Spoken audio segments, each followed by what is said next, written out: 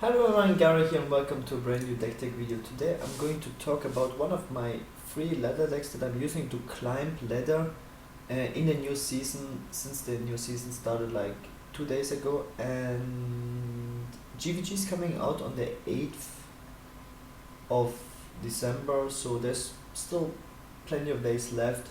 So I decided to make a deck tech video about one of the decks that I'm using for climbing ladder. And one of the decks that I'm using is this Zoo deck, and it's a slightly different from what I played at DreamHack Winter. And yeah, I'm going over the deck list here. Like, the thing about Zoo is that unfortunately, like, around 26 cards are core, 27 cards are core, so there's not much you can really change. And the core cards are like Soulfire, Noonguard, Argus, Lower Tap, Harvest Golems, Knife Jugglers, Voidwalker, Undertaker, Flame Imps, even Abusive Surgeon and Leper Gnomes I would consider core. Like, the only cards that are not core are the second Dark Iron Dwarf, um, second Dark Iron Dwarf, and the Direwolves, I think. Yeah, those are the, yeah, and one free drop is also not core, so it's basically 26 cards that are core. Um, yeah, I basically went over the deck list already. The Soulfire is just for clearing boards to gain insane tempo against Hunter, Priest, and sometimes also against Shaman, because they play the Unbound Elemental. Sometimes it helps you to clear a fast Yeti against Druid as well, and they're very important mirror matches as well, and to finish off your opponent once you are out of cards in your hand. It's just a really, really strong card. Even when GvG comes out, this card will be probably even stronger than now, and because there's like a lot of new free drops that will be released. This card just costs 0 mana. It will obviously be really strong. And I think that Zoo will also be really strong with the new expansion, so it's nice to already prepare for that. Abusive Sergeant, I was thinking a lot about in a DreamHack, once I was playing Zoo. There's like one variable free drop in Zoo, which is where Strifecrow and me played Arcane Golem in that slot, but I changed it for BGH, and the main reason is because we play Abusive Surgeons and Dark Iron Dwarf. Arcane Golem is like, sometimes it's really, really strong, but sometimes it's just like a finisher card, which you can't play earlier because you can't give your opponent mana. And then Strifecrow went to play like Shattered Sun, and I decided to play BGH because a lot of people will, on ladder especially, you will face handlocks, and because handlock is somewhat a counter to Zoo if they know that you play Zoo, so they will keep Molten Giants in their hands and stuff.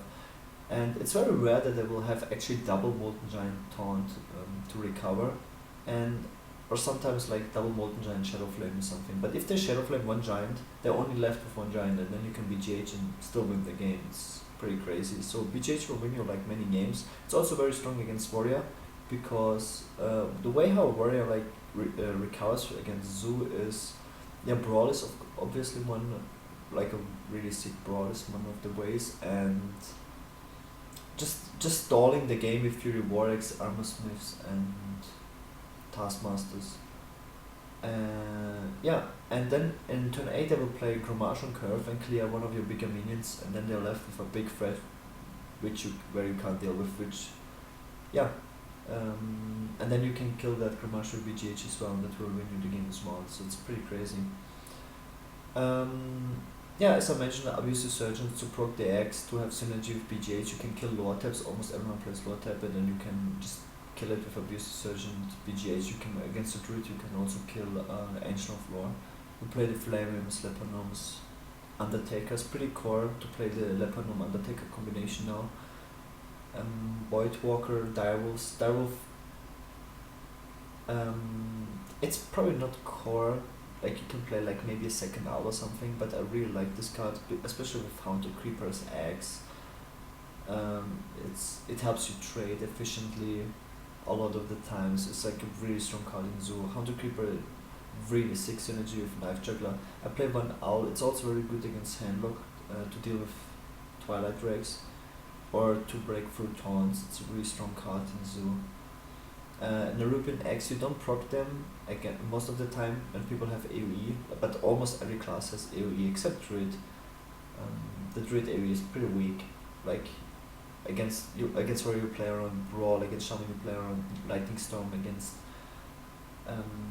Priest you play around Circle, Holy Nova and stuff like that. So most of the time you just taunt it up with Argus and you let the egg on the board. BGH, as I mentioned, is like the key difference of decks that I used to play. I think it's very strong. I was testing it and I like it, especially on ladder. House Golem is a key free drop, best free mana definitely in the game. I only one Dark Iron Dwarf. I used to play 2, but since you play lower tap now, like the curve is a little bit slower than it used to be with just 2 Doom Guards as a 5 drop.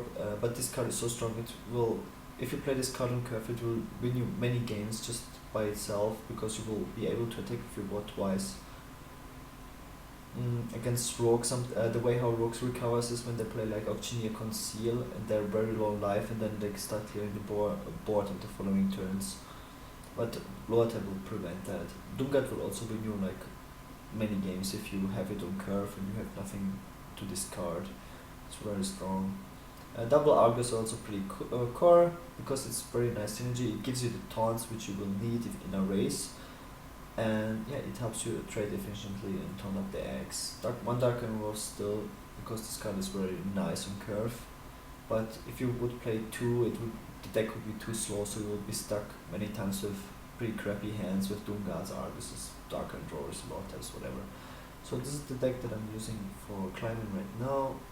And still plenty of days left before GvG comes out. It's like on the 8th of December, and I hope you guys like it, and I will also show you some games.